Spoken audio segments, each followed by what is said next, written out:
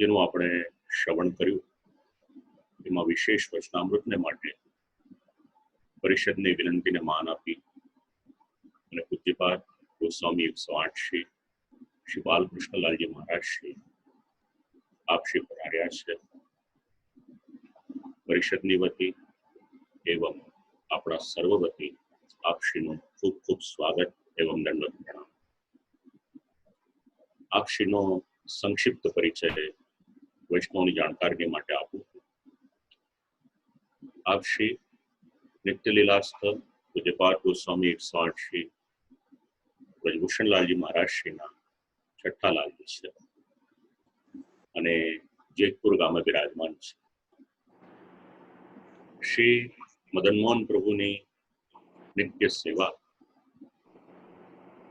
સ્વરૂપ સેવાની સાથે સાથે નામ સેવા અને નામ સેવામાં આવશ્યક સંસ્કૃતનું જ્ઞાન. સંસ્કૃત અને હિન્દી, ગુજરાતી તો હોય જ, પણ આ બંને ભાષાના પણ પ્રકાંડ જ્ઞાન રાખશે. આપશ્રીના જ્યેષ્ઠ ભ્રાતાશ્રી સિદ્ધાંત સંરક્ષણ શિરોમણી મહાકવિ પૂજ્યપાદ ગોસ્વામી 108 શ્રી હરિરાયજી મહારાજ શ્રી વિરચિત ભાષાના ગ્રંથો પર આપશ્રીએ હિન્દી અનુવાદ પ્રકાશિત કર્યો છે અને હાલમાં પણ શ્રી ઠાકોરજીની દિવ્ય લીલાઓનું નિરૂપણ કરતું પ્રણય નિશા નામના હિન્દી કાવ્યની રચના કરી છે. નામ સેવા, સ્વરૂપ સેવા, એની સાથે સાથે આંતરરાષ્ટ્રીય પુરુષ માર્ગીય વૈષ્ણવ પરિષદની સાથે આપશ્રીનો સંબંધ લગભગ 25 વર્ષ કરતા વધારે સમયથી આપશ્રી સંકળાયેલા છે. ઈસવીસન 1994-95 ની વાત છે. જ્યેષ્ઠ માસ હતો. જેતપુરની આસપાસના ગામોમાં પાણીની ખૂબ તકલીફ હતી અને એ સમયે જળસંચયનું આપશ્રીએ જે કાર્ય કર્યું એની નોંધ સ્થાનિક પ્રશાસને તો લીધી, પણ ગુજરાત અને રાજસ્થાનના શાસકો હતા એમણે પણ વૈષ્ણવના સર્વાંગી વિકાસને માટે MYM ફાઉન્ડેશનની સ્થાપના કરી. અનેક લાક્ષણિકતાઓ ધરાવતું આપશ્રીનું વક્તવ્ય છે. આપણા માટે વિશેષ આનંદની એક વાત છે, ગઈકાલે જ આપશ્રીનો જન્મદિવસ હતો, તો જન્મદિવસની પણ ખૂબ ખૂબ મંગલ બનાવી. સાથે સાથે આપશ્રીના લાલ પુત્રરત્ન યુવા વૈષ્ણવાચાર્ય પૂજ્યપાદ ગોસ્વામી 108 શ્રી પ્રિયાંકરાયજી મહોદય શ્રી ભગવત સેવા, નામ સેવા, આ તો બધું છે. સાથે સાથે વૈષ્ણવોને સંસ્કારોનું પોષણ મળે એટલે શૈક્ષણિક પ્રવૃત્તિ, એમાં પણ આપશ્રીની વ્યસ્તતા છે, સતત પ્રયત્નશીલ છે અને MYM ફાઉન્ડેશનના અધ્યક્ષ પદે વિરાજમાન થઈ અનેક સાંપ્રદાયિક સામાજિક પ્રવૃત્તિ સેવા ઇત્યાદિ આપશ્રી કરી રહ્યા છે. સમાજના કલ્યાણને માટે વ્યસન મુક્તિ અભિયાન એ પણ આપશ્રી ચલાવી રહ્યા છે. પાઠશાળાઓની પણ પ્રવૃત્તિ છે આપશ્રીની. આવું એક વિશેષ વ્યક્તિત્વ આજે આપણા નિમંત્રણને માન આપી અને પધારેલ પૂજ્યપાદ ગોસ્વામી 108 શ્રી બાલકૃષ્ણલાલજી મહારાજ શ્રીને પરિષદના સમસ્ત કાર્યકર્તાઓ વતી, મારી વતી અને જે વૈષ્ણવો સહભાગી થઈ રહ્યા છે સર્વ વતી આપશ્રીના શ્રી ચરણોમાં વિનમ્ર વિનંતી છે કે નવરત્નમનો જે ગ્રંથ છે એના અંતર્ગત જે સિદ્ધાંતો છે આપણને શ્રી આચાર્ય ચરણની દિવ્ય વાણી એનો કંઈક પરિચય, વિશેષ પ્રકાશ આપશ્રીના દ્વારા પ્રાપ્ત થાય એટલી કરબદ્ધ વિનંતી કરી અને આ વાણીને અહીંયા વિરામ આપું છું. પૂજ્ય શ્રી પ્રિયાંકરાયજી મહોદય શ્રી આપશ્રીના શ્રી ચરણોમાં વિનંતી છે.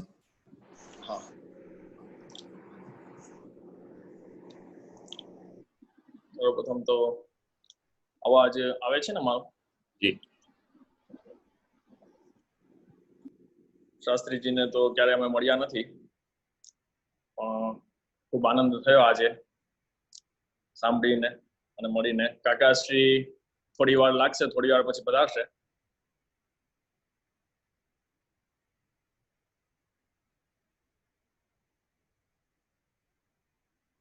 શ્રુતિ સ્મૃતિ શિરોરત્ન નિરાજિત પદામ્બુજમ યશોદોત્સંગ લાલિતમ વંદે શ્રી નંદનંદનમ અજ્ઞાનતિમિરાન્ધસ્ય જ્ઞાનાંજન શલાકયા ચક્ષુરુન્મીલિતમ યેન તસ્मै શ્રી ગુરવે નમઃ.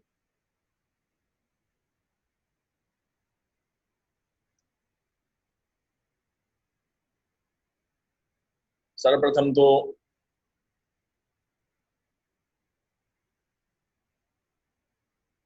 જે આટલા દિવસથી ખૂબ સુંદર આપ સર્વ વૈષ્ણવોને ષોડશ ગ્રંથનો રસપાન કરાવે છે એવા શાસ્ત્રીજી, એમને નમસ્કાર.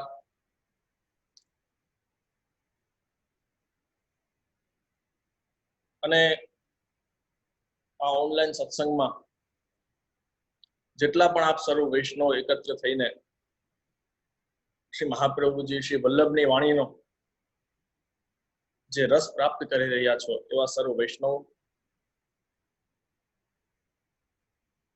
અને આ જે પણ આયોજન જે આજના સમય પ્રમાણે સોશિયલ મીડિયા દ્વારા જે આ સત્સંગનું આયોજન કરવામાં આવ્યું અને આંતરરાષ્ટ્રીય પુષ્ટિમાર્ગીય વૈષ્ણવ પરિષદ દ્વારા, એમના તમામ સભ્યો, જો કે એ બધાને તો અમે પરિચિત નથી, ઓળખતા નથી, પરંતુ અમારા જે સંપર્કમાં છે, અહીં શ્રી દાદાજીનો ઉત્સવ હતો ત્યારે પણ આવેલા જે પરિષદના આપણે જયેશભાઈ શાહ, એમનો ઉત્સાહ અને એમને પુષ્ટિમાર્ગ માટે કંઈક કરવાની જે ભાવના છે એ ખૂબ જ આનંદની વાત છે. અને અમારા જ જામનગરના કમલેશભાઈ હેડાવ એ વારંવાર અમારા સંપર્કમાં રહેતા હોય, કોઈ પણ પરિષદનું કાર્ય હોય કે કોઈ પણ આયોજન હોય તો અમને સંપર્ક કરે. તો એમના આગ્રહથી અને એમનો જે ભાવ હતો કે આ સમયમાં, જો કે હવે લોકડાઉન તો ખુલે છે ધીરે ધીરે, પરંતુ આજના સમયની જે પરિસ્થિતિ છે એને ધ્યાનમાં રાખીને શ્રી વલ્લભની વાણી જે શાસ્ત્રીજી દ્વારા આપણે બધા સાંભળીએ છીએ, કાલના પણ જે એમના વક્તવ્ય હતો એમને સાંભળ્યું, ખૂબ જ આનંદ આવ્યો. કેમ કે શ્રી મહાપ્રભુજીની જે વાણી છે એ અતિ દિવ્ય છે.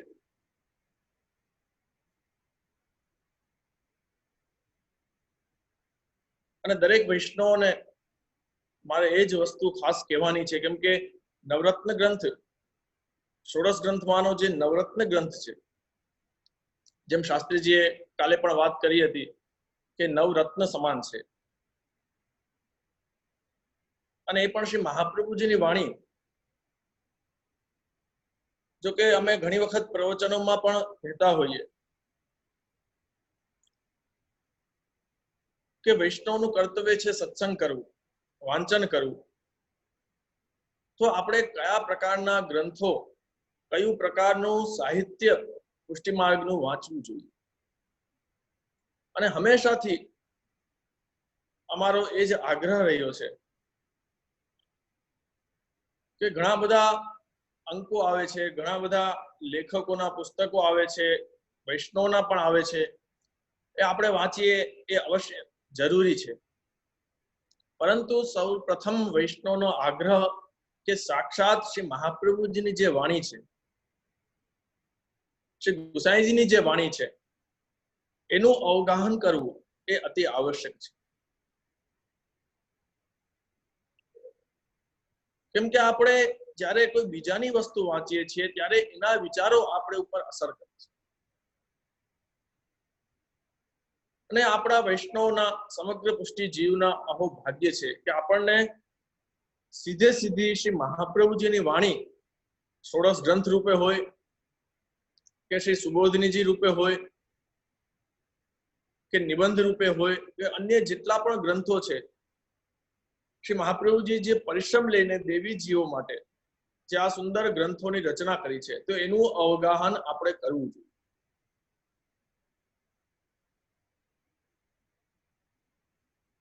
તો જે નવરત્ન ગ્રંથ છે, તો એ ષોડશ ગ્રંથમાંનો જે પણ અલગ અલગ ગ્રંથો છે, એમાં અમારા હિસાબે તો દરેક ગ્રંથ અતિ મહત્વના છે. પરંતુ પુષ્ટિમાર્ગીય જીવ માટે આ જે નવરત્ન ગ્રંથ છે એ અતિ મહત્વનું છે. આજની પરિસ્થિતિને ધ્યાનમાં રાખીને જોઈએ તો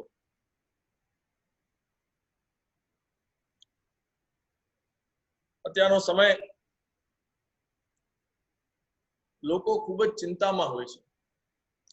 અમારે વાત થતી હોય, વૈષ્ણવ આવતા હોય, લોકોથી વાત થાય,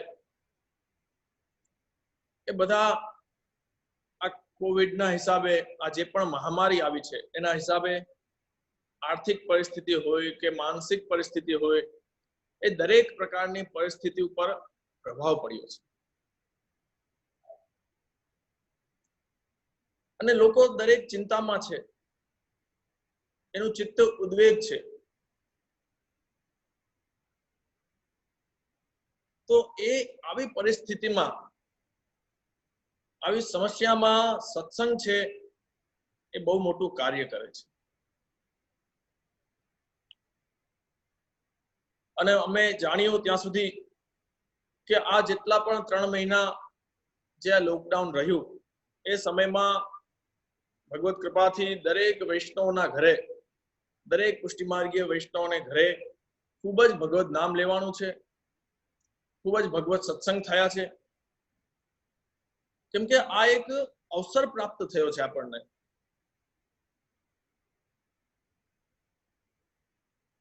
અને પ્રભુ જે કરે છે એ જીવના સારા માટે જ કરે છે. તો એના ઉપર આ જે ગ્રંથ છે, ગ્રંથનો 9 જે શ્લોક છે, એ તો આપ લોકોએ શાસ્ત્રીજી દ્વારા સાંભળ્યા છે. પરંતુ એ ગ્રંથમાં મુખ્ય જે વસ્તુઓ છે, એ વસ્તુઓ ઉપર મારે થોડો પ્રકાશ પાડવો છે અને એના ઉપર સૂક્ષ્મ સત્સંગ આપણે કરીએ એવી ઈચ્છા છે.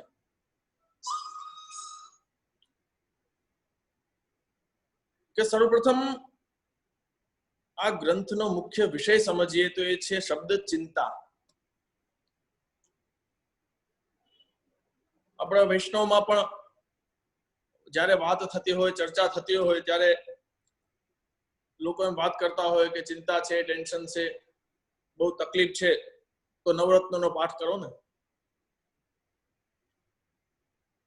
બહુ સામાન્યમાં લોકો વિચારતા હોય અને કહેતા હોય કે નવરત્નનો પાઠ કરો, નવરત્નનો પાઠ કરો. પણ મૂળ સમજવાની વાત એ છે કે નવરત્નનો પાઠ ચિંતા દૂર કરવા માટે છે, પણ એ ચિંતા કયા પ્રકારની,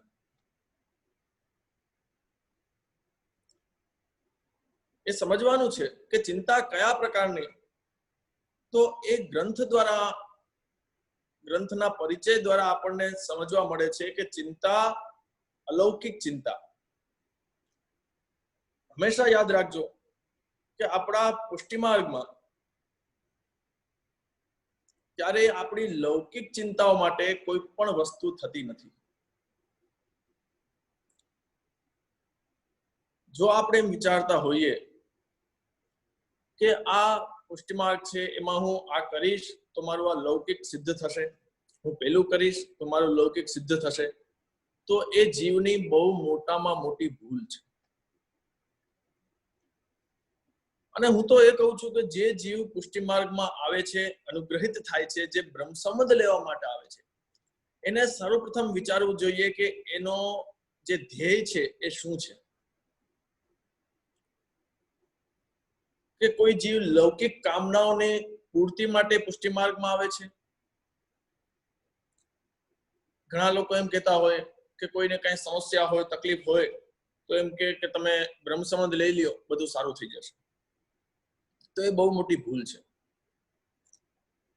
શ્રી મહાપ્રભુજી એ જ પ્રમાણે આજ્ઞા કરે છે દરેક ગ્રંથોમાં, અને શ્રી આપશ્રીનો ભાવ જ એવો હતો કે જો તમે લૌકિક કામનાઓ માટે પુષ્ટિ માર્ગમાં આવતા હો તો એ પુષ્ટિ માર્ગ તમારા માટે નથી. તો પુષ્ટિ માર્ગ શેના કયા જીવો માટે છે? પુષ્ટિ માર્ગ એ જીવો માટે છે કે જેને ભગવાન શ્રી કૃષ્ણ પરબ્રહ્મ પૂર્ણ પુરુષોત્તમ એમની સાથે જેમને અતૂટ પ્રેમ છે, અને જે જીવને ફરીથી આ લૌકિક સંસાર છોડીને પ્રભુ પ્રાપ્તિ કરવી છે, આ ચક્કરમાં, સંસારના ચક્કરમાં નથી પડવું, એના માટે આ પુષ્ટિ માર્ગ છે. તો સૌથી પહેલી મહત્વની વાત તો એ આપણે સમજવી જોઈએ કે આ નવરત્ન ગ્રંથ છે આ આપણી અલૌકિક ચિંતાઓ, પ્રભુ સંબંધી ચિંતાઓ, આપણે જીવને બ્રહ્મ સંબંધ પ્રાપ્ત કર્યા પછી જે ચિંતાઓ થાય છે એ વાત અલગ છે કે આજના સમયમાં આ કલિકાલમાં લોકોની વૃત્તિઓ ફરી ગઈ છે, લોકોના વિચારો ફરી ગયા છે. એટલે બહુ જૂજ અમારા હિસાબે વિચાર કરીએ તો બહુ ઓછા લોકો એવા હશે કે જેમને આવી અલૌકિક ચિંતાઓ થતી હશે. તો શ્રી મહાપ્રભુજીએ જે ગ્રંથની રચના કરી છે એ ગોવિંદ દુબે, જે ભગવદીય વૈષ્ણવ હતા, એ પ્રસંગ તો શાસ્ત્રીજીએ કાલે આપ બધાને કીધો. તો અલૌકિક ચિંતાઓ મનમાં, ચિત્તમાં ઉદ્વેગ હોય, મનમાં આપણને ટેન્શન હોય કે મારું મેં સમર્પણ કરેલું છે, બ્રહ્મ સંબંધ લીધેલું છે, તો મારું શું થશે? ઘણી વખત વૈષ્ણવ પણ અમને વિનંતી કરતા હોય કે જે અમે બ્રહ્મ સંબંધ લીધું, હવે શું થશે? પ્રભુ અમારું સ્વીકાર કરતા હશે? અમે ઠાકોરજીની લીલામાં પ્રાપ્તિ થશે? એ ઘણી બધી ચિંતાઓ થતી હોય. તે બધા માટે અમારે એ જ કહેવાનું છે કે એ ચિંતાઓ કરવાની જરૂર નથી. કે જ્યાં એવા સમર્થ ગુરુ, જગતગુરુ શ્રી વલ્લભાચાર્યજી, શ્રી મહાપ્રભુજી સાક્ષાત આપણને સમજાવે છે કે કોઈ પણ પ્રકારની અલૌકિક ચિંતાઓ જીવને કરવાની નહીં. કેમ કે જેનો હાથ ઠાકોરજી પકડે છે, જેનો હાથ શ્રી મહાપ્રભુજી પકડીને ઠાકોરજીને પહોંચાડે છે, એ જીવને ક્યારેય પ્રભુ છોડતા નથી, ક્યારેય પણ નહીં. ભલે એ વાત અલગ છે કે આપણા દોષ હોય તો આપણને અંતરાય પડે છે, પરંતુ એક વસ્તુ યાદ રાખજો, ભલે આપણને કેટલા પણ અપરાધ કરેલા હોય, આપણે કેટલા પણ દોષ કરેલા હોય, પરંતુ ભગવાન ઠાકોરજી છે એટલા કૃપાળુ છે કે જે જીવને બ્રહ્મ સંબંધ પ્રાપ્ત થયેલું છે, શ્રી મહાપ્રભુજીની કાનીથી જે જીવને ઠાકોરજીને શરણે ગયેલો છે, એને ભલે 1 જન્મ, 2 જન્મ, 3 જન્મ જે એના પ્રારબ્ધ કર્મ હશે એ ભોગવીને અંતમાં તો એને ઠાકોરજીના શરણમાં, નિકુંજમાં સ્થાન પ્રાપ્ત થવાનું જ છે. પરંતુ આપણે જીવ લૌકિક હોય કે અલૌકિક કોઈ પણ ચિંતાઓ કરીએ છીએ તો એના કારણે આપણું ચિત્ત સેવામાં લાગતું નથી. અને આ જે ગ્રંથ છે એના ઉપરથી આપણને એક વસ્તુ ચોક્કસ સમજવા મળે છે કે લૌકિક ચિંતાઓ તો સાવ વ્યર્થ છે. કે જ્યાં સાક્ષાત શ્રી મહાપ્રભુજી આજ્ઞા કરે છે કે પ્રભુ છે એ પોતાની ઈચ્છાથી જ બધું કરશે, અને છતાં પણ આપણે ચિંતા કરીએ તો એ જીવની બહુ મોટી ભૂલ કહેવાય. જેમ કાલે શાસ્ત્રીજીએ ચિંતા સંતા નહંતારો એના ઉપર ખૂબ સરસ સમજાવ્યું કે આ જે મંગલાચરણનો શ્લોક આપણે કરીએ છીએ, તો એ શ્લોક શ્રી ગુસાઈજીએ જ્યારે આ ગ્રંથની ટીકા કરવાની શરૂઆત કરી ત્યારે આ શ્લોક આપે લખ્યો તો ફક્ત શ્રી મહાપ્રભુજીની વાણી, શ્રી મહાપ્રભુજીનું સ્મરણ, શ્રી મહાપ્રભુજીના ચરણ કમલનો દ્રઢ આશ્રય જો આપણને હોય ને, તો દરેક પ્રકારની ચિંતાની નિવૃત્તિ થાય છે.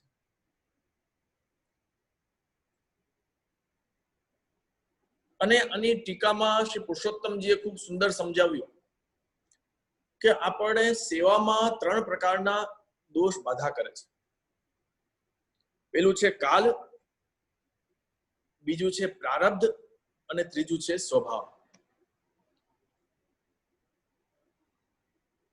કે આજની જે પરિસ્થિતિ છે, કાલ એવો આવી ગયો છે કે આપણને સમય નથી મળતો. આપણે વિચાર કરો, કેટલા લોકો બ્રહ્મ સંબંધ પ્રાપ્ત કરે છે, કેટલા લોકો સત્સંગ કરે છે, કેટલું બધું જાણે છે, કેટલા વૈષ્ણવ છે કે બધું જાણે છે, પુષ્ટિમાર્ગ શું છે જાણે છે, છતાં પણ એમને આપણે પૂછીએ કે તમે ઠાકોરજીની સેવા કરો છો, તો એ જવાબ હોય છે કે ના, સમય નથી. તો એ કાલનો પ્રભાવ છે કે લોકોને જીવને સમય નથી મળતો. અને બીજું છે પ્રારબ્ધ. હવે પ્રારબ્ધ છે એ પ્રભુની ઈચ્છા છે કે પ્રારબ્ધ આપણા એવા હોય છે કે આપણે સેવા કરવા જઈએ તો આપણે બીમાર થઈ જઈએ, શારીરિક તકલીફ હોય, કોઈ માનસિક તકલીફ હોય, તો એ પણ દોષ આપણને નડે છે. અને ત્રીજું છે સ્વભાવ, કે આપણો સ્વભાવ એવો હોય છે કે આપણે ઘરમાં પણ સેવા બિરાજતી હોય તો આપણે ક્લેશ થતો હોય, કે બહુ ક્રોધ આવતો હોય, કે બહુ ચિંતા ટેન્શન થતી હોય, તો પણ આપણું ચિત્ત સેવામાં નથી લાગતું અને સેવા છૂટી જાય છે. તો આ બધા દોષ છે. પરંતુ પ્રભુ કૃપાથી આપણે સત્સંગ કરીએ, સ્મરણ કરીએ, જેટલું બને એટલું ભગવદ નામ લઈએ, તો અવશ્ય એક સમય એવો આવે કે આ કાલ છે, પ્રારબ્ધ છે, સ્વભાવ છે, એ દરેક વસ્તુનો જે પ્રતિબંધ છે એ દૂર થાય અને આપણું ચિત્ત સેવામાં લાગે અને પ્રભુ આપણી સેવા અંગીકાર કરે. તો નવરત્ન ગ્રંથમાંથી મુખ્ય વિષય જે છે એ હું લઈશ, કેમ કે વધારે સમય નથી. હમણાં પૂજ્ય કાકાશ્રી પણ વધારશે. તો નવરત્ન ગ્રંથના મુખ્ય જે વિષયો છે એમાં જે મેં વાત કરી ચિંતા, અને મેં એના ઉપર જ હું ભાર મૂકું છું કે ચિંતા, આપણે અલૌકિક ચિંતા માટે શ્રી મહાપ્રભુજી વાત નથી કરતા. શ્રી સુબોધનીજીમાં શ્રી મહાપ્રભુજી 2 પ્રકારની એની આપ આજ્ઞા કરે છે કે ચિંતા 2 પ્રકાર હોય. એટલે ચિંતા હોય એનો મતલબ ખરાબ જ કહેવાય એવું નથી.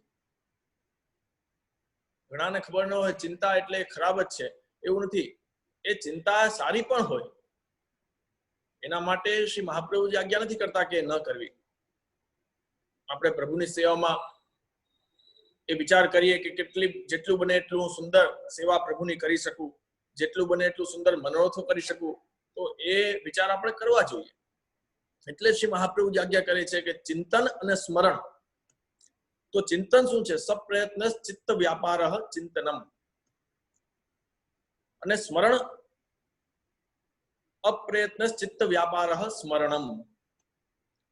કે જે આપણે વિચાર કરીને આપણી રીતે પ્રયત્ન દ્વારા જે ચિંતન કરીએ, વિચાર કરીએ, ચિત્તનો જે વ્યાપાર થાય એને ચિંતન કહેવાય.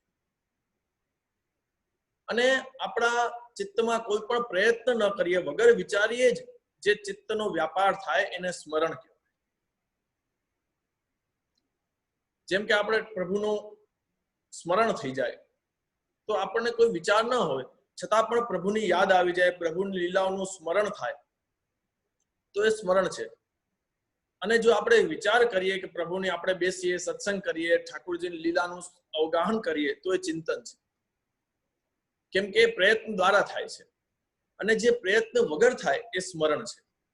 તો એને શ્રી મહાપ્રભુજી એમ નથી કહેતા, આજ્ઞા નથી કરતા કે ન કરવું. પરંતુ જે લૌકિક ચિંતાઓ છે, ઠાકોરજીની સેવા બાબતની, આપણા જીવની, કે આપણું શું થશે એ બાબતની જે ચિંતાઓ છે, એનો ત્યાગ કરવાની શ્રી મહાપ્રભુજી આજ્ઞા કરે છે. તો એક તો મહત્વનો વિષય થયો ચિંતા. બીજો કઈ પ્રકારની ચિંતા? તો ખૂબ સુંદર જે શ્લોક છે, વિનિયોગેપી સાત્યાજ્યા સમર્થો હિ હરિસ્વતઃ, કે ઘણા વૈષ્ણવો ચિંતા કરતા હોય કે આપણે પ્રભુને ભોગ ધરીએ છીએ, પ્રભુને સમર્પિત કરીએ છીએ, તો શું આપણું ઠાકોરજી અંગીકાર કરતા હશે? પુષ્ટિ પ્રભુ પુષ્ટિ જીવનું જે પણ ધરે છે એ અંગીકાર કરતા હશે? એ સ્વાભાવિક ચિંતા દરેક જીવને થતી હોય. તો એની પણ શ્રી મહાપ્રભુજી આજ્ઞા કરે છે કે પ્રભુ સર્વ સમર્થ છે. અને મેં પહેલા જ જે વાત કરી કે જો આપણા મનમાં દ્રઢ વિશ્વાસ હશે, જો આપણા મનમાં દ્રઢ આશક્તિ હશે કે શ્રી મહાપ્રભુજી જેવા સમર્થ ગુરુ, એવા ગુરુએ આપણો હાથ પકડ્યો છે અને ઠાકોરજીને પુષ્ટાવીને પધરાવે છે શ્રી વલ્લભકુળ અમારા દ્વારા, કેમ કે અમે પોતે પણ એ ઠાકોરજી પુષ્ટ નથી કરતા, શ્રી મહાપ્રભુજી દ્વારા, શ્રી મહાપ્રભુજીની કૃપાથી શ્રી મહાપ્રભુજી હૃદયમાં બિરાજીને એમને પુષ્ટ કરાવાય છે. કેમ કે જેટલા પણ વલ્લભકુલ બાળકો આ ભૂતલ ઉપર બિરાજે છે એ પુષ્ટિ દ્વાર છે. અને હકીકતમાં આપણા દરેકના ગુરુ હોય તો એ શ્રી મહાપ્રભુજી વલ્લભાચાર્ય છે. ઘણી વખત એવા પ્રશ્ન થતા હોય કે કોઈ જીવને બ્રહ્મ સંબંધ પ્રાપ્ત થયું હોય પણ એને યાદ નથી હોતું કે મેં બ્રહ્મ સંબંધ કોની પાસે લીધું. ઘણી વખત એવા પ્રશ્નો આવતા હોય. એ યાદ હોય છે કે બ્રહ્મ સંબંધ પ્રાપ્ત કરેલું છે, પણ કયા વલ્લભકુલ પાસે કયા ગુરુદેવ છે એમને ખબર હોતી નથી. ત્યારે અમે એમને કહેતા હોઈએ કે જો તમે પાછું બ્રહ્મ સંબંધ ન લો તો પણ ચાલશે, કેમ કે તમને જો એ યાદ છે કે બ્રહ્મ સંબંધ થયેલું છે તો પછી તમે શ્રી મહાપ્રભુજીનું ચિત્ર પધરાવીને એમને જ તમે ગુરુ માનો તો એ તમારું કાર્ય પૂર્ણ થઈ જશે. કેમ કે આપણા દરેકના ગુરુ શ્રી મહાપ્રભુજી છે, શ્રી વલ્લભ છે, અને એમના દ્વારા જ એ દ્વાર રૂપી દરેક વલ્લભકુલ હોય છે એ બ્રહ્મ સંબંધ પ્રાપ્ત કરાવે છે. તો આપણા મનમાં એ દ્રઢ વિશ્વાસ હોવો જોઈએ કે ઠાકોરજીએ આપણો હાથ પકડેલો છે, એટલે આપણે જે પણ ઠાકોરજીને ભોગ ધરીએ છીએ એ અવશ્ય ઠાકોરજી અંગીકાર કરે છે અને કરે જ છે. 84-252 વાર્તા પ્રસંગોમાં આપણે ઘણા એવા બધા પ્રસંગો જોઈએ છીએ કે જે આપણને સાક્ષાત અનુભવ થાય કે આ જે પણ બધી આજ્ઞાઓ છે શ્રી મહાપ્રભુજીની એ સાક્ષાત થઈ રહી છે. આ વિનિયોગમાં જ જે સમર્પિતના જ પ્રસંગમાં આપણે એક પ્રસંગ આવે છે, ગોરજા અને સમરાઈ. એ વાર્તા પ્રસંગ દરેકને ધ્યાનમાં હશે.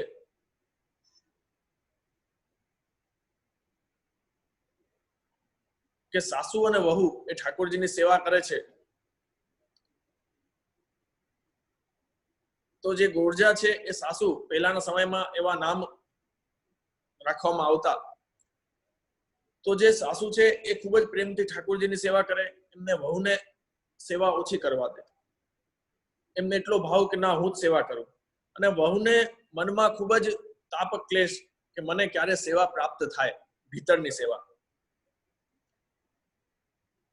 તો એક દિવસ થયું એવું કે સાસુને શ્રી મહાપ્રભુજીને પધાર્યાની ખબર મળી સિંહનંદમાં, થાનેશ્વરમાં કે સિંહનંદમાં. ત્યાં એ પોતે જાય છે સાસુ, અને વહુને કહીને જાય છે કે હું 2-3 દિવસ થશે, હું મહાપ્રભુજી પધાર્યા છે ત્યાં દર્શન કરવા જાઉં છું. અને જોજો પ્રભુની લીલા, વહુને સેવાનો જે તાપ હતો એ દૂર થાય છે અને સેવા પ્રાપ્ત થાય છે. એ સમરાઈ સેવા કરે છે, પોતે નાહીને ઠાકોરજીને રાજભોગની સામગ્રી પહોંચે છે, ખૂબ જ શુદ્ધતાથી પવિત્રતાથી સેવા કરે છે, અને ઠાકોરજીને રાજભોગ ધરે છે, ટેરો લે છે. પછી સમય થાય છે, ભોગ સરાવે છે, અને જોવે છે તો ભોગ જેમ હતા એમ જ બિરાજે છે. અને એમને મનમાં થાય છે કે અરે આ તો પ્રભુએ કઈ આરોગ્યું જ નથી. મારા સાસુજી જયારે ભોગ ધરતા ત્યારે તો ઠાકોરજી બધું આરોગતા હશે, આ તો દરેક સામગ્રી જેમ છે એમ જ બિરાજે છે. હવે વિચાર કરો વૈષ્ણવ કે પ્રસંગ વાંચીને એ વિચારીને આપણું ચિત્ત, મારી પાસે કોઈ શબ્દ નથી કે વૈષ્ણવ પહેલાના સમયમાં વૈષ્ણવમાં કેટલી નિખાલસતા હતું, કેટલા ભોળાપણું હતું. કેમ કે આજના પરિપ્રેક્ષ્યમાં આપણે જોઈએ તો આજના સમયમાં લોકો એટલા ચતુર થઈ ગયા છે કે આપણે સામાન્ય લોકો વિચારતા હોય કે આ તો સ્વરૂપ છે, આ તો મૂર્તિ છે, આ થોડી આરોગે. પરંતુ એ સમયમાં એટલું ભોળપણ હતું કે એટલે પ્રભુ એમને ઉપર કૃપા કરતા. તો એમને એટલો ભાવ હતો કે સાક્ષાત પ્રભુએ આ સામગ્રીમાંથી કાંઈ પણ વસ્તુ આરોગી નથી. એટલે એમને વિચાર આવ્યો કે મારા સેવામાં, મારી આચાર વિચાર ક્રિયામાં કંઈક ભૂલ રહી ગઈ હશે. એટલે ફરીથી હું જાઉં, સ્નાન કરું, શુદ્ધતાથી પાછી સામગ્રી કરી અને પાછી ઠાકોરજીને ભોગ ધરે છે. અને સમય લે છે, પાછો જોવે છે તો સામગ્રી જેમ હતી એમ જ પાછી બિરાજે છે. ફરીથી એમને ચિંતા થાય છે, ફરીથી વિચાર આવે છે કે કંઈક મારી ભૂલ રહી ગઈ હશે. ફરીથી પાછું સ્નાન કરીને ઠાકોરજીને પાછો ભોગ ધરે છે. 3 વખત આ રીતે સામગ્રી ભોગ ધરે છે. ત્રીજી વખત પણ ભોગ ધરે છે, છતાં પણ એ જ દર્શન થાય છે. એટલે એ વહુ પોતે ચિંતામાં અને થાક પણ લાગેલો હતો, એ ચિંતામાં બેભાન થઈ જાય છે. ત્યારે પ્રભુ કૃપા કરે છે, ઠાકોરજીને વિચાર આવે છે અને સાક્ષાત નવનીત પ્રિયાજી એ પધારે છે અને વહુને જગાડે છે કે ઉઠ. ત્યારે વહુ જાગે છે અને વિનંતી કરે છે કે મારી સેવામાં કંઈક ભૂલ રહી ગઈ પ્રભુ, એટલે આપે મારી સામગ્રી અંગીકાર ન કરી. ત્યારે ઠાકોરજીએ શું આજ્ઞા કરી? પ્રભુએ એક જ આજ્ઞા કરી કે રોજ તો હું 1 વખત રાજભોગ આરોગું છું, પરંતુ આજે મેં 3 વખત રાજભોગ આરોગ્યા. તો કહેવાનો તાત્પર્ય એ છે, હજી વાર્તા તો આગળ વધે છે અને શેન ભોગ ધરે છે, એ વહુના હાથે ઠાકોરજી સાક્ષાત આરોગે છે. પરંતુ આ વસ્તુમાં આજે ગ્રંથમાં શ્રી મહાપ્રભુજી આજ્ઞા કરી કે વિનિયોગે પિસાત્યાજ્યા સમર્થો હિ હરિસ્વત. એ ઉપર, આ વાર્તા ઉપરથી આપણે સમજી શકાય કે પ્રભુ આપણી દ્રષ્ટિ એવી છે એટલે આપણને સાક્ષાત એ દર્શન નથી થતા, પરંતુ ઠાકોરજી આપણે જે પણ સામગ્રી ભોગ ધરેલી હોય છે એ સામગ્રી આપણને દેખાતી નથી, આરોગે છે, પરંતુ એની અંદર રહેલો જે આપણો ભાવ છે ને એ પ્રભુ અંગીકાર કરે છે. એટલે જ આ પુષ્ટિ માર્ગનો નિયમ છે કે આપણે સેવાની દરેક વસ્તુ કરીએ, દરેક જે પણ ક્રિયા કરીએ એ ભાવ સહિત કરીએ. કેમ કે જ્યાં સુધી ભાવ નહીં હોય, જ્યાં સુધી પ્રેમ નહીં હોય, ત્યાં સુધી પ્રભુ કોઈ પણ વસ્તુ આપણી સ્વીકાર કરતા નથી. એ વસ્તુ ખાસ યાદ રાખજો કે ભાવ અતિ મહત્વની વસ્તુ છે પુષ્ટિ માર્ગમાં. અને ભાવ હશે તો તમારો 56 ભોગ પણ ઠાકોરજી સ્વીકાર કરશે. અને એક નાની કટોરીમાં જે પણ વસ્તુ તમે મિશ્રી ધરો છો એ પણ ઠાકોરજી સ્વીકાર ખૂબ જ પ્રેમથી કરશે. અને એટલો જ આનંદ ઠાકોરજીને આવશે કે જેટલો 56 ભોગ આરોગવામાં આવે છે. એ વસ્તુ યાદ રાખજો. કોઈ જીવ એમ વિચારતો હોય કે કેટલા પહેલા વૈષ્ણવ તો કેટલા રાજભોગથી સેવા કરે છે, વૈભવથી સેવા કરે છે અને પ્રભુ પ્રસન્નતાથી બિરાજતા હશે, અને હું તો મિશ્રી ધરું છું, પ્રભુ પ્રસન્નતાથી નહીં બિરાજતા હોય, તો એ વાત ખોટી છે. જો આપણે ભાવથી, વ્રજભક્તોના ભાવથી, ગોપીજનોના ભાવથી, અંતર હૃદયથી આપણે ઠાકોરજીની સેવા કરતા હોઈએ તો મિશ્રી ભોગમાં પણ ઠાકોરજીને એવો જ સ્વાદ, આનંદ આવતો હોય કે જેવો 56 ભોગમાં. હા, એ વાત અલગ છે કે આપણે ચિત્તમાં એવી તાલાવેલી હોવી જોઈએ, એવો વિરહ હોવો જોઈએ કે ક્યારે મને આટલા વૈભવથી ઠાકોરજી પ્રસન્નતાથી બિરાજે એવી સેવા મને પ્રાપ્ત થાય અને હું વૈભવથી ઠાકોરજીની સેવા કરું. એ ભાવ બરોબર છે, એ આપણે રાખીએ અને પ્રભુ આપણને ભાવ પૂર્ણ કરે, પરંતુ એ ચિંતા ક્યારેય નહીં કરવાની કે ઠાકોરજી મારું અંગીકાર સ્વીકાર કરતા હશે કે નહીં કરતા. તો આ મુખ્ય વાત છે. બીજો મુખ્ય પોઈન્ટ છે, ત્યારબાદ શ્રી મહાપ્રભુજી આજ્ઞા કરે છે કે લોકે સ્વાસ્થ્યમ તથા વેદે હરિસ્તુર ન કરિષ્યતિ પુષ્ટિ માર્ગ સ્થિતો યસ્માત સાક્ષિણો ભવતા ખિલા.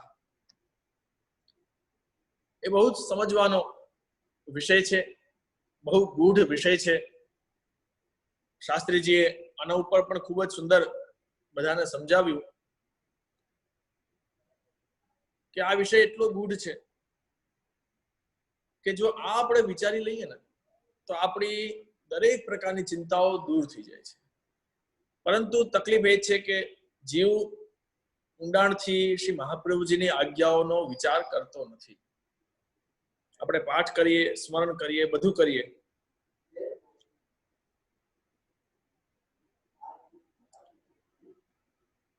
આપણે બધું કરીએ, પરંતુ શ્રી મહાપ્રભુજીની વાણીનો ગૂઢ અર્થ, ગૂઢ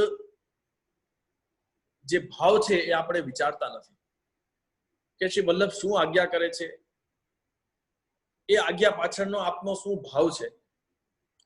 આમાં એક વસ્તુ સમજવામાં આવે છે કે સાક્ષી ભાવ.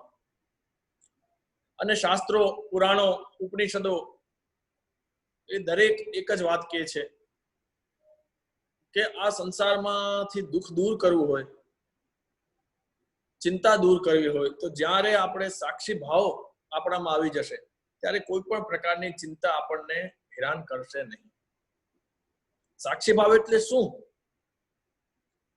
સાક્ષી ભાવ એટલે કે જે પણ થઈ રહ્યું છે એ પ્રભુની લીલા છે. આપણે તો માત્ર સાક્ષી છીએ કે એની સાક્ષી પુરાવી છીએ કે જોઈએ છીએ કે આ બધું થઈ રહ્યું છે. તકલીફ ત્યારે જ થાય છે કે આપણે વિચારીએ છીએ કે આ હું કરું છું, આ મારા દ્વારા થાય છે, આ મને થાય છે, આ મારા દ્વારા કરવામાં આવ્યું છે, મારા દ્વારા સારું થવામાં આવ્યું છે, મારા દ્વારા ખરાબ કરવામાં આવ્યું છે. જ્યારે આપણે એ વિચારીએ છીએ ને ત્યારે જ આપણને ચિંતા થાય છે, ત્યારે જ આપણને ઉદ્વેગ થાય છે. તો જ્યારે આપણે સાક્ષી ભાવ આપણામાં આવશે કે જે પણ થઈ રહ્યું છે પ્રભુની ઈચ્છાથી થઈ રહ્યું છે, પ્રભુની લીલા છે, અને એ જ શ્રી મહાપ્રભુજીએ સુબોધનીજીમાં બહુ સુંદર આજ્ઞા કરી કે આપણા લૌકિક જીવનમાં આપણને જે પણ થાય ને, આપણને કોઈ શારીરિક તકલીફ થાય, આપણને કોઈ માનસિક તકલીફ થાય, કોઈ પણ આર્થિક તકલીફ થાય, કેમ કે આજના સમયમાં હમણાં લોકડાઉનમાં પણ ઘણા લોકો મને મળ્યા, એ કહેતા હોય કે આર્થિક સમસ્યા બહુ છે, એની ચિંતાઓમાં બહુ બધા પડેલા છે. પરંતુ એ વખતે આપણે એ વિચારવાનું છે, શ્રી મહાપ્રભુજી એ જ વસ્તુ આજ્ઞા કરે છે સુબોધનીજીમાં કે સૃષ્ટિ સમયે હિ ભગવાન સર્વાનેવ વિચારયતિ ઇમમિત્થમ કરિષ્યામિતિ તત્ર અયમ મોચયિષ્યામિતિ. શ્રી મહાપ્રભુજી શું આજ્ઞા કરે છે કે જ્યારે આ સૃષ્ટિની રચના થઈ ને ત્યારે જ પ્રભુએ બધાના પ્રારબ્ધ નક્કી કરી દીધા કે કોને શું કરવું, કોને કઈ રીતે ક્યાં પહોંચાડવો, કોને કઈ રીતે જે અપરાધ છે એ ભોગવવા. એ બધી વસ્તુ સૃષ્ટિના જ્યારે શરૂઆત થઈ ત્યારે જ ઠાકુરજીએ બધા માટે વિચારી દીધેલું છે. તો આપણે ચિંતા કરીએ એ વ્યર્થ છે કે મારું શું થશે, મારા આનું શું થશે, હું આ કરું છું કેમ થશે, કેમ કે ઠાકુરજીએ જ બધું નક્કી કરેલું છે.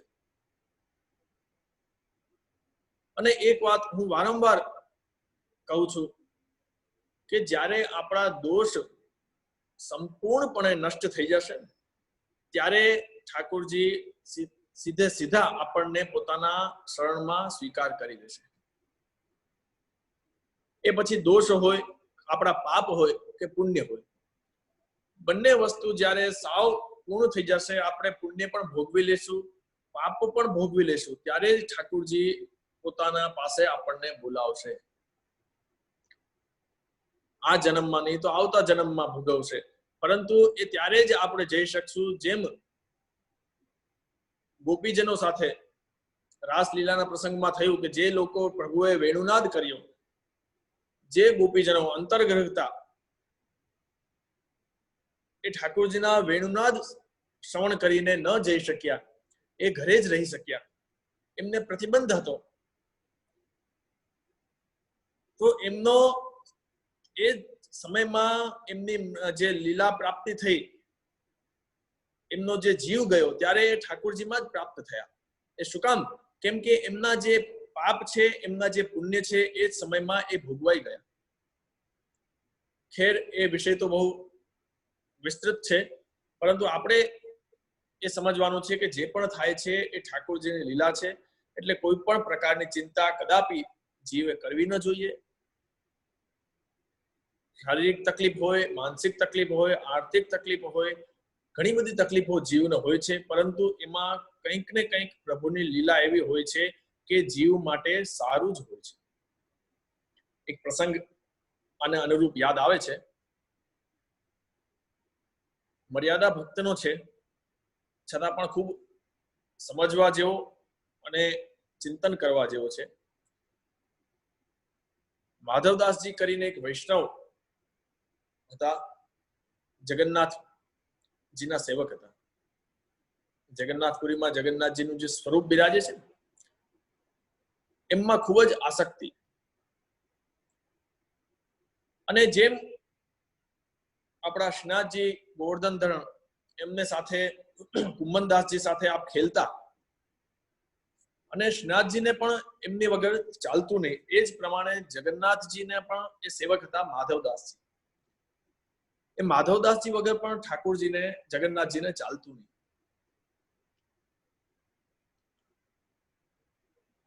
એમની સાથે ખેલતા, વાતો કરતા, નિત્ય મંદિરે જતા, દર્શન કરતા, ત્યાં જ રહેતા. જગન્નાથજી એમને સાનુભાવ જતાવતા, પરંતુ ધીમે ધીમે એવો થયો કે એમની વૃદ્ધાવસ્થા આવી, અને એક સમયે એમને અતિસાર નામનો રોગ થયો. આ સાંભળજો, અતિ મહત્વનો પ્રસંગ છે અને ખૂબ જ એમાંથી સમજવા મળશે આપણા જીવનમાં. એમને અતિસાર નામનો રોગ થયો. હવે થયું એવું કે એ રોગ થયો એટલે એ મંદિરે ઠાકોરજીના દર્શન કરવા જઈ શકતા નતા. હવે જેમ ભક્તને પ્રભુનો વિરહ થાય ને, એમ પ્રભુને પણ ભક્તનો વિરહ થાય છે. આપણે એ વાત ન વિચારવી જોઈએ કે આપણને જ પ્રભુની યાદ આવે છે. પ્રભુને પણ આપણી યાદ આવતી હોય. એક વસ્તુ યાદ રાખજો કે જો જીવ ખૂબ જ પ્રેમથી ઠાકોરજીને સ્મરણ કરતો હોય, વિરહ કરતો હોય, તો આપણે જ વિરહ કરતા હોય એવું નથી. જો આપણે હૃદયથી ઠાકોરજીને યાદ કરીએ, હૃદયથી વિરહ કરતા હોઈએ, તો પ્રભુ પણ આપણને એટલા જ યાદ કરે છે કે જેટલા આપણે ઠાકોરજીને યાદ કરીએ છીએ. તો હવે થાય છે એવું કે જગન્નાથજીને પણ એ ગમતું નથી કે માધવદાસ આવતા નથી, શું કરવું? એટલે જગન્નાથજી પોતે સાક્ષાત ત્યાં માધવદાસજી જ્યાં આપ લેટેલા છે, એને અતિસારનો રોગ થયેલો છે, એ આખા શરીરમાં કેટલા દિવસથી એ સ્નાન નથી કરી શક્યા અને મલ લાગેલું છે આખા શરીરમાં, ત્યાં પ્રભુ પોતે પધારે છે. અને બેશુદ્ધ, બેભાન અવસ્થામાં માધવદાસજી પડેલા છે. ત્યાં પ્રભુ પધારે છે અને જગન્નાથજી પોતાના શ્રેયસ્તથી એ માધવદાસને ઉઠાવે છે. માધવદાસ તો બેભાન અવસ્થામાં છે, એમને જગાવે છે, અને ઠાકોરજી જગન્નાથજી પોતે સ્વયં એ માધવદાસના પોતાના એના અંગમાં જે મેલ લાગેલો છે એ હાથેથી દૂર કરે છે. વિચાર કરો પ્રભુનો પ્રેમ. જ્યારે માધવદાસને પ્રભુના સુંદર શ્રેયસ્તની સુવાસ આવે છે, ખબર પડે છે કે અરે આ હાથ કોના છે? આ તો કરકમલ મારા પ્રભુના છે. જોવે છે અને ખૂબ જ દુઃખ થાય છે, ચિંતા થાય છે કે અરે પ્રભુ, આપ આ શું કરો છો? મને આ કયા અપરાધમાં નાખો છો? મારું આટલું ખરાબ દેહ છે, મલ લાગેલો છે, અને આપ આવું કાર્ય કરો છે, મને નથી ગમતું. એને કરતા તો પ્રભુ આપ મને મૃત્યુ દંડ આપી દો, અથવા આપને જો આટલો જ બધો પ્રેમ હોય ને, પ્રભુએ આજ્ઞા કરી, અરે માધવદાસ, એમાં શું થયું? તું રોજ મારી સેવા કરે છે, રોજ મારી પાસે આવે છે, પરંતુ આજે પરિસ્થિતિ આવી છે, તો આજે હું તારી સેવા કરી લઉં, તેમાં શું થઈ ગયું? મને ભક્તની સેવા કરવામાં ખૂબ આનંદ આવે છે. ત્યારે માધવદાસે વિનંતી કરી કે પ્રભુ આપ આટલો કષ્ટ લ્યો છો, એના કરતા તો આ મારો જે આ રોગ છે ને એ દૂર કરી દો. ત્યારે પ્રભુએ એક આજ્ઞા કરી, એ સમજવા જેવી છે. શ્રી જગન્નાથજી આજ્ઞા કરી કે માધવદાસ, હું તારો આ કષ્ટ દૂર ન કરી શકું, કે જો હું તારો આ કષ્ટ દૂર કરું તો મારા માથે આ પક્ષ નો દોષ લાગે છે. કેમ કે જો હું આ તારો રોગ છે એ દૂર કરું તો તારે ફરીથી જન્મ લેવો પડે, અને હું એમ નથી ઈચ્છતો કે મારો ભક્ત હોય, મારે શરણે આવેલો હોય અને ફરીથી એ માતાના ગર્ભમાં આવે, એ હું ક્યારેય કરું નહીં, એનાથી મારું અપયશ થાય છે. એટલે પ્રભુ એ આજ્ઞા કરે છે કે માધવદાસને આજ જન્મમાં જેટલા પણ એના દોષ છે એ ભોગવાવી દે છે. એનો રોગ પ્રારબ્ધ કર્મ છે એ ભોગવાવીને તરત પોતાના શરણે બીજા જન્મમાં પ્રાપ્ત કરવો છે. એટલે પ્રભુ જીવને દરેક પ્રકારે એ પોતાના પ્રારબ્ધ કર્મ છે એ ભોગવી નાખે છે. અને આ વાર્તા ઉપરથી જ મારે દરેકને કહેવું છે કે લૌકિકમાં પણ ઘણા લોકો વિચારતા હોય કે કોઈ પણ જીવ હોય કે કેટલી બધી સેવા કરે છે, એ વૃદ્ધાવસ્થામાં એને આ તકલીફ થાય છે, આવી ગતિ થાય છે, આ પરિસ્થિતિમાં એને જીવવું પડે છે. પરંતુ એ વિચાર ખોટો છે. ઘણા લોકોએ ખૂબ જ જિંદગીભર મર્યાદિત થઈને મર્યાદ લઈને સેવા પ્રાપ્ત કરેલી હોય છે, અને એના અંત સમયમાં પણ ખૂબ જ કષ્ટ પડે છે. તો એનાથી આપણે લૌકિક બાહ્ય રૂપ જોઈને એમ ન વિચારવું જોઈએ કે આટલી બધી સેવા કરી છતાં પણ પ્રભુએ આને આટલો કષ્ટ આપ્યો. એ બહુ ભૂલ છે આપણી.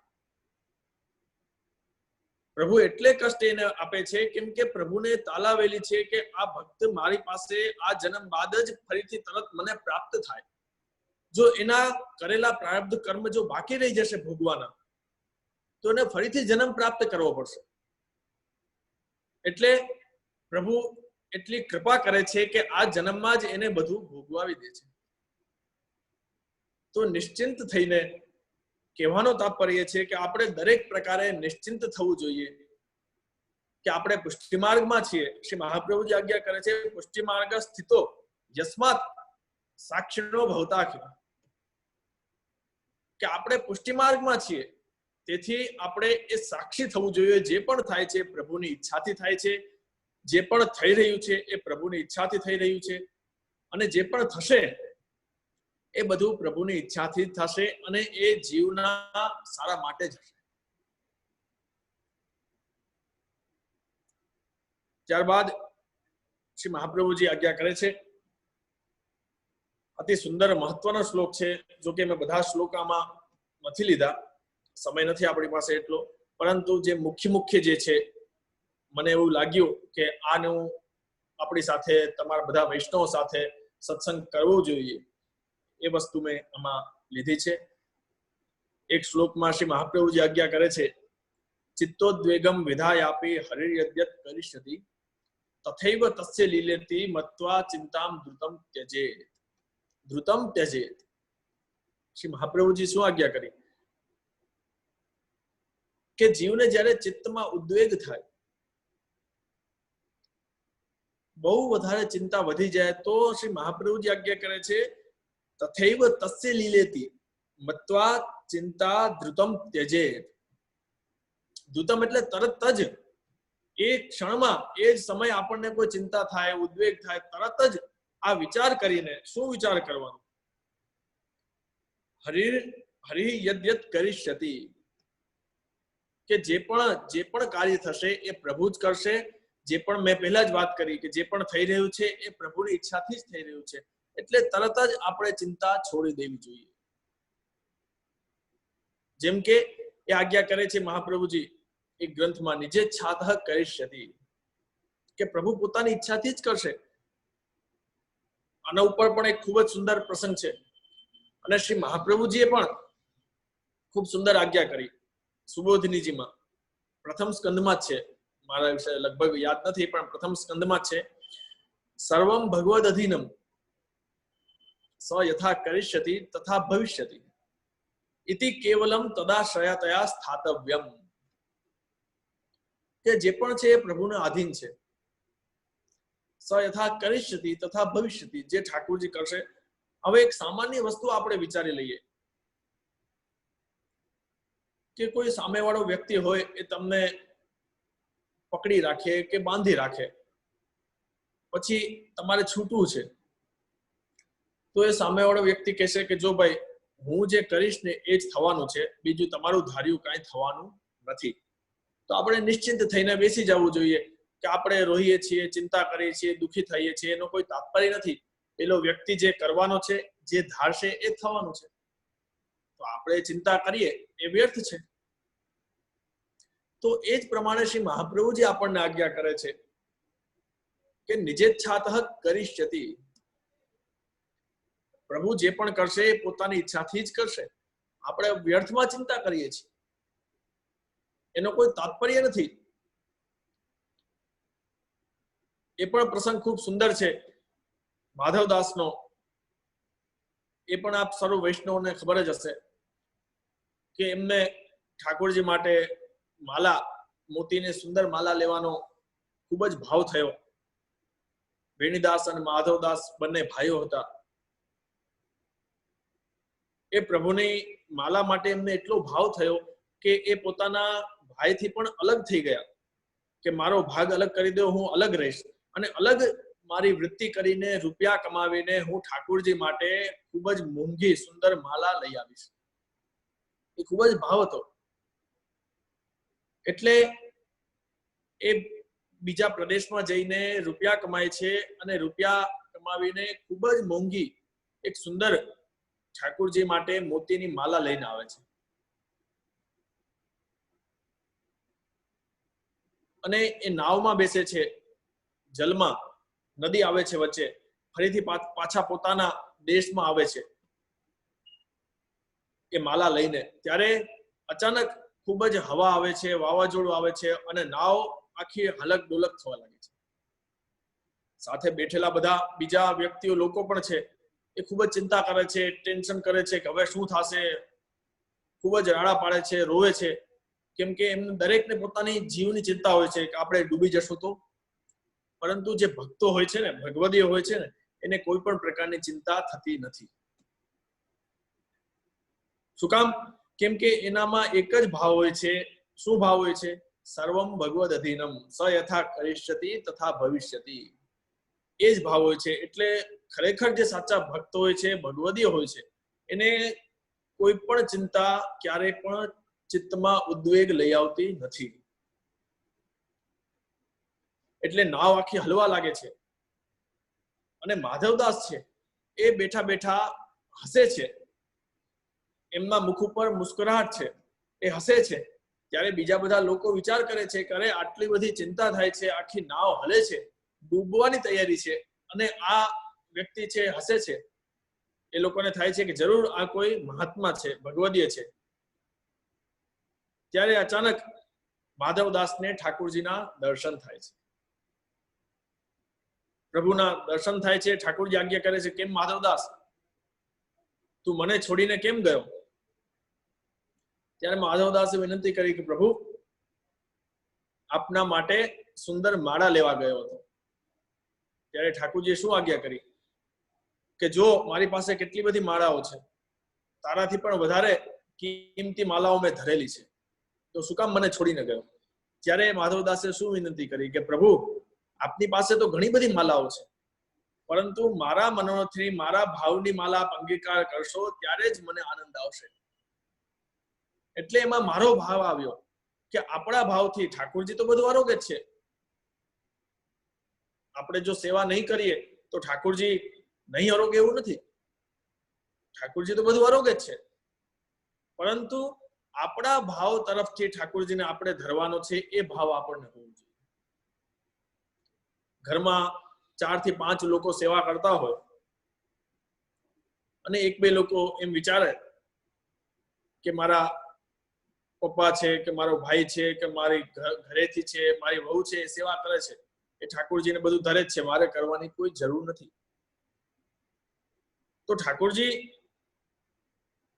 દરેકની અલગ અલગ સેવા અંગીકાર કરે છે. દરેકના અલગ અલગ ભાવ અંગીકાર કરે છે. એમ ન વિચારવું જોઈએ કે ઠાકોરજી આમના દ્વારા સેવા અંગીકાર કરે છે એટલે મારે કરવાની જરૂર નથી, પરંતુ તમારી સેવા અધૂરી છે. દરેકનો અધિકાર છે, દરેકની લીલામાં પ્રાપ્તિ છે, લીલાના જીવ છીએ. દરેકની અલગ અલગ સેવા હોય છે, દરેકનો અલગ અલગ ભાવ હોય છે, અને એ જે પ્રમાણે લીલામાં એના સંબંધ હોય છે ને, જે લીલામાં એને સેવા કરેલી હોય છે, એ જ સેવા, એ જ ભાવ, એ સેવા પ્રત્યે એનું આકર્ષણ આ ભૂતલ ઉપર પણ એને હોય છે. એ વસ્તુ ખાસ સમજવાની છે કે અહીં પણ આ પૃથ્વી ઉપર પણ જેનો જન્મ થયો છે, જે પુષ્ટિ દેવી જીવ છે, પુષ્ટિ જીવ છે, એનો બ્રહ્મ સંબંધ પ્રાપ્ત થયું છે. પછી એ ઠાકોરજીની સેવા કરતા હોઈએ કે કોઈ વલ્લભકુલની ગુરુની સેવા કરતા હોઈએ, તો એ સેવામાં જે જીવનું જે પ્રમાણેનું આકર્ષણ હોય છે, જેમાં ચિત્તે એનું લાગતું હોય છે, તો એ અવશ્ય યાદ રાખજો કે લીલામાં પણ એનું ચિત્ત એ જ સેવામાં હોય છે, અને લીલામાં પણ એ જ સેવા એ જીવ કરતો હોય છે. તો માધવદાસનો ભાવ હતો કે મારી સેવા, મારા તરફથી માલા આપે અંગીકાર નથી કરી. ત્યારે ઠાકોરજી આજ્ઞા કરી, લાકડી હાથમાં હતી અને નાવ ઉપર લાકડી હતી કે હમણાં ડુબાડી દઉં, હમણાં તું મરી જઈશ તો મને માલા ક્યાંથી અંગીકાર કરાવીશ. ત્યારે પ્રભુએ શું આજ્ઞા, આપણે માધવદાસે શું વિનંતી કરી? નિજે છાતઃ કરિષ્યતિ. ખાલી એટલો જ શબ્દ માધવદાસે વિનંતી કરી, નિજે છાતઃ કરિષ્યતિ. જો આપણા જેવા જીવ હોય લૌકિક, કોઈ આ કલિયુગ પ્રમાણે, તો શું સામાન્ય જીવ કરે? એ આપણે વિચારી શકીએ કે ના પ્રભુ રક્ષા કરજો, બચાવો, મને બચાવો, મારે મરવું નથી, બરોબર. પરંતુ આ ભગવદીઓના ચરિત્રથી આપણે સમજી શકીએ કે એમને શું વિનંતી કરી? નિજે છાતઃ કરિષ્યતિ, કે જેવી આપની ઈચ્છા હોય એ આપ કરો. પ્રભુની ઈચ્છાથી જ બધું થાય છે. ત્યારે પ્રભુએ ફરીથી વાવાઝોડુંને બંધ કર્યું, નાવ પાછી સ્થિર થાય છે, અને માધવદાસ ફરીથી પોતાના પ્રભુ પાસે જાય છે અને સુંદર માલા અંગીકાર કરાવે છે. તો કહેવાનો તાત્પર્ય એ છે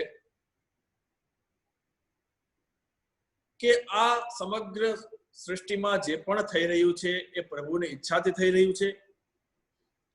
મૂળ વિષય ઉપર આપણે આવીએ કે આ નવરત્ન ગ્રંથ છે, એમાં નવરત્ન સમાન જે શ્લોકો છે એ આપણા અલૌકિક જીવનની, બ્રહ્મ સંબંધ જીવની જે ચિંતાઓ છે એ દૂર થાય છે. અને હું તો કહું છું, લૌકિક ચિંતાઓ પણ આપણે જે કરીએ છીએ ને, કે મારું શું થશે, મારું આ થશે, મારા છોકરાનું શું થશે, મારા પરિવારનું શું થશે, તો એ પણ ચિંતા આપણે આનાથી દૂર થઈ શકે જો આપણે આ ગ્રંથનો હાર્દ, આ શ્લોકનો જે મર્મ છે સમજીએ કે નિજે છાતઃ કરિષ્યતિ, જે થાય છે પ્રભુની ઈચ્છાથી થાય છે. તો દરેક ચિંતા અલૌકિક હોય કે લૌકિક એ આપણે નિવૃત્ત થાય છે. પરંતુ આ ગોવિંદ દુબેની જે ચિંતા હતી એ અલૌકિક હતી, આત્મા સંબંધી હતી, પ્રભુ સેવા સંબંધી ચિંતા હતી, એ દૂર થઈ છે. તો આપણે શ્રી મહાપ્રભુજીને એ જ વિનંતી કરીએ કે એ જ ભાવથી પાઠ કરીએ કે આપણી અલૌકિક ચિંતાઓ જે થાય, પહેલી વાત તો થતી જ નથી, એ વિરહ, એ ભાવના પ્રગટ થાય અને એ ઠાકોરજીની અલૌકિક ચિંતાઓ થાય, ત્યારબાદ ચિંતાઓની નિવૃત્તિ થાય અને ચિત્તમાં જે ઉદ્વેગ છે એ દૂર થઈને ઠાકોરજીની સેવા આપણે પૂર્ણ ભાવથી કરી શકીએ. તો જ આપણો આ જે દેહ છે, આપણી ઇન્દ્રિયો છે, એક દરેક પ્રકારે ઠાકોરજીમાં વિનિયોગ થાય. કેમ કે દરેક ઇન્દ્રિયોનો, જેમ શાસ્ત્રીજીએ વાત કરી હતી નવધા ભક્તિની, કે અલગ અલગ ભક્તિ દ્વારા, અલગ અલગ આપણી ઇન્દ્રિયો દ્વારા ઠાકોરજીની સેવા આપણે કરી શકીએ. તો આ તો સત્સંગ છે, જેટલું કરીએ એટલું ઓછું છે. શ્રી મહાપ્રભુજીની વાણી છે, અમારું કે તમારું કોઈ સામર્થ્ય નથી એમની વાણીનું આપણે શ્રવણ પણ કરી શકીએ, અવગાહન કરી શકીએ, પરંતુ શ્રી વલ્લભની વાણી છે એ અમૃતનો સાગર છે, એમાંથી જેટલું પણ આપણે પ્રાપ્ત કરી શકીએ એટલું સુંદર છે, એટલું ઓછું છે, અગાધ છે સમુદ્ર. આખું જીવન આપણે બેસીને સત્સંગ કરતા રહીએ છતાં પણ એ પૂર્ણ ન થાય. નિત્ય લીલા નિત્ય નવતન શ્રુતિ ન પામે પાર. તો ખાસ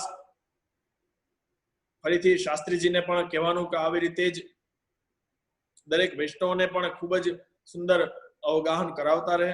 ષોડશ ગ્રંથ ઉપર ખૂબ સુંદર કરાવે છે અને એ શ્રી વલ્લભની વાણી આપણે સાંભળીએ અને મહત્વની વાત એ છે કે આપણા જીવનમાં આપણે ઉતારીએ. ખાલી સાંભળવું એ મહત્વનું નથી, આપણે ઉતારીએ અને સતત પ્રભુનું સ્મરણ કરીએ. આ ગ્રંથમાં અંતમાં શ્રી મહાપ્રભુજીએ એ જ આજ્ઞા કરી કે સતત અષ્ટાક્ષરનું સ્મરણ કરવું. અષ્ટાક્ષરનું સતત સ્મરણ કરવું. પ્રિયજનો, વૈષ્ણવો, એક વસ્તુ યાદ રાખજો, આપણે પુષ્ટિ માર્ગમાં આવ્યા છીએ, બીજું કંઈ ન કરી શકીએ તો અષ્ટાક્ષરનું સ્મરણ તો સતત કરવું જોઈએ, કેમ કે મહામંત્ર છે. મંત્ર રાજોત્તમોત્તમ મહામંત્ર છે. દુનિયાના જેટલા પણ મંત્રો છે એનાથી આપણા પુષ્ટિ માર્ગમાં આપણા ભાવ પ્રમાણે શ્રી મહાપ્રભુજીની આજ્ઞા પ્રમાણે જે અષ્ટાક્ષર મંત્ર છે એ એટલો મહત્વનો છે કે દરેક પ્રકારનું સામર્થ્ય એ પુષ્ટિ જીવને પ્રાપ્ત થાય છે. તો અષ્ટાક્ષર મંત્રનું સતત સ્મરણ કરવું જોઈએ, જેથી દરેક પ્રકારની ચિંતાઓને નિવૃત્ત થાય અને ઠાકોરજીમાં પ્રીતિ વધે. મૂળ વાત એ જ છે, વિષય થોડો પાછો આગળ જાય છે, પરંતુ મૂળ કહેવાનો વિષય વાત એ જ છે કે પ્રભુમાં પ્રેમ થતો નથી. પ્રભુમાં પ્રેમ થાય એના માટે જરૂરી છે સતત અષ્ટાક્ષરનું સ્મરણ. કોઈનું નામ આપણે વારંવાર લઈએ તો એક દિવસ એવો આવે છે કે આપણને એમાં પ્રેમ થાય છે, પ્રેમની વૃદ્ધિ થાય છે. એટલે આપણે ઠાકોરજીનું સ્મરણ કરીએ, અષ્ટાક્ષરનું જેટલું બને એટલું અવગાહન કરીએ, કેમ કે અષ્ટાક્ષર એક જ મંત્ર એવો છે કે આપણે કોઈ પણ ક્ષણમાં, કોઈ પણ પરિસ્થિતિમાં, કોઈ પણ જગ્યાએ આપણે એનું મનન સ્મરણ કરી શકીએ. તો એ વૈષ્ણવને નિશ્ચિંત થઈને એ અષ્ટાક્ષરનું સ્મરણ, ઘણા લોકો પ્રશ્ન કરતા હોય કે અષ્ટાક્ષરનું સ્મરણ અપવિત્ર અવસ્થામાં કરાય કે ન કરાય, પરંતુ અમારા હિસાબે અષ્ટાક્ષરનું સ્મરણ કોઈ પણ પરિસ્થિતિમાં આપણે કરી શકીએ. પ્રભુનું સ્મરણ છે એ અષ્ટાક્ષર ગમે ત્યારે, ગમે પરિસ્થિતિમાં થઈ શકે એનું સ્મરણ. તો આટલું જ કહીને અમારા વક્તવ્યને વિરામ કરીએ છીએ. આંતરરાષ્ટ્રીય પુષ્ટિમાર્ગીય વૈષ્ણવ પરિષદ છેલ્લા થોડા સમયથી ખૂબ જ ઉન્નતિ કરી રહ્યું છે, ખૂબ જ આગળ વધી રહ્યું છે. પુષ્ટિમાર્ગના પ્રચાર પ્રસારમાં ખૂબ જ ટેકનોલોજીનો જે ફાયદો ઉઠાવીને દરેક સુધી પહોંચી રહ્યું છે. અને ખાસ અમારા જે સંપર્કમાં છે જયેશભાઈ, હમણાં પણ એમનો ખૂબ સુંદર કાર્યક્રમ જેતપુરમાં થયેલો, અમારા કમલેશભાઈ છે, એમની મહેનત ખૂબ અમારા સંપર્કમાં રહે છે.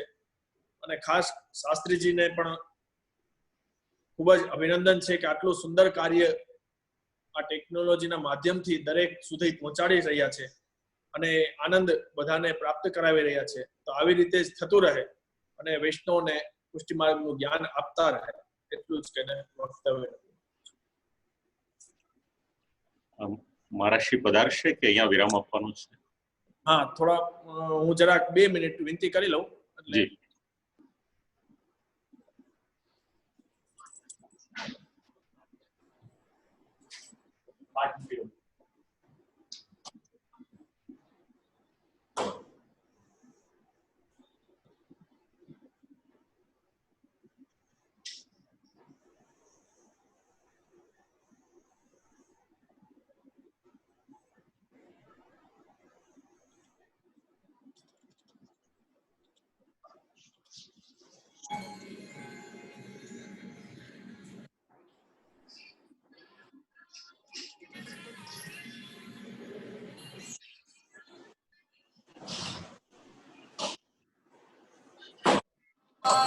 पुष्टिस्थो न करिष्यति लौकिकीं जगतिम्।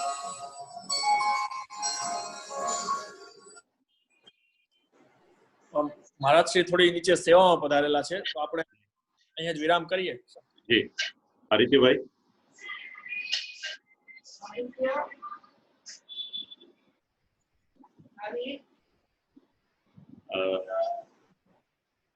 આંતરરાષ્ટ્રીય પુષ્ટિમાર્ગીય વૈષ્ણવ પરિષદ વતી જે કાર્યકર્તાઓ છે મુંબઈમાં શ્રી કેતનભાઈ અને શ્રી પ્રદીપભાઈ અને જામનગરમાં કમલેશભાઈ અન્ય કાર્યકર્તાઓ વતી પણ અને અમારા સર્વ વતી પણ આપ શ્રીના યુગલ શ્રી ચરણોમાં દંડવત પ્રણામ અને આપ શ્રી અનુગ્રહ કરી આટલો સમય નવરત્નમને માટે ફાળવ્યો. સાથે સાથે ચિંતા છે, અષ્ટાક્ષર મંત્ર છે, આવા અનેક સિદ્ધાંતોની આપ શ્રી સરળ ભાષામાં સમજણ આપી અને સાથે સાથે જે કાર્ય પરિષદ કરી રહી છે પરિષદના કાર્યને આપશે પધારી અને પ્રોત્સાહન આપ્યું. સ્થાનિક તો આપશે કાર્ય કરી રહ્યા છો એવું મારા જાણવામાં આવ્યું અને સાથે સાથે દેશ વિદેશના લગભગ 500 જેટલા વૈષ્ણવો અત્યારે આપશેને શ્રવણ કરી રહ્યા છે. તો આ બધાની વતી આપશ્રીના શ્રી ચરણોમાં દંડવત પ્રણામ કરું અને સાથે સાથે આપશ્રીના સર્વે સ્વરૂપ શ્રી ઠાકોરજીના યુગલ શ્રી ચરણોમાં અમારા સમસ્ત પરિવાર વતી સદૈન્ય દંડવત પ્રણામ સ્વીકારવા માટે સર્વત્ર વિનંતી છે. પુનઃ શ્રી કમલેશભાઈ પરિષદના માધ્યમ દ્વારા જ્યારે પણ નિમંત્રણ આપે ત્યારે આપશે અવશ્ય પધારો અને પુનઃ પુષ્ટિ સૃષ્ટિને સિદ્ધાંત દ્વારા લાભાન્વિત કરો એવી કરબદ્ધ વિનંતી આપના શ્રી ચરણોમાં કરી અમને પણ ખૂબ જ આપની સરળ ભાષા ખૂબ જ ગમી છે, ખૂબ આનંદ આવ્યો. પ્રભુ સરળ હોય તો સમજી શકે છે, જરા અઘરું બોલીએ તો પછી શ્રોતાઓને સમજવામાં સાનુકૂળતા રહેતી નથી. એટલે જ રાખીને મૂળ કન્ટેન્ટ એમને જ રાખ્યું છે, ખાલી એનું ટીકા ગ્રંથોના આધારે ખાલી સરળતા કરી દીધી છે.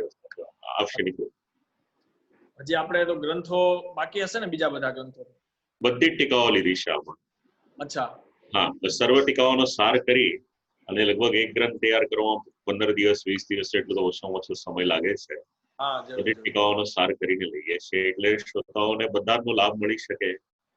એક ટીકા લો તો પછી કેવળ એમાં ગ્રંથમાં લખેલું હોય મારે ભાષાંતર બોલવા જેવું થઈ જાય.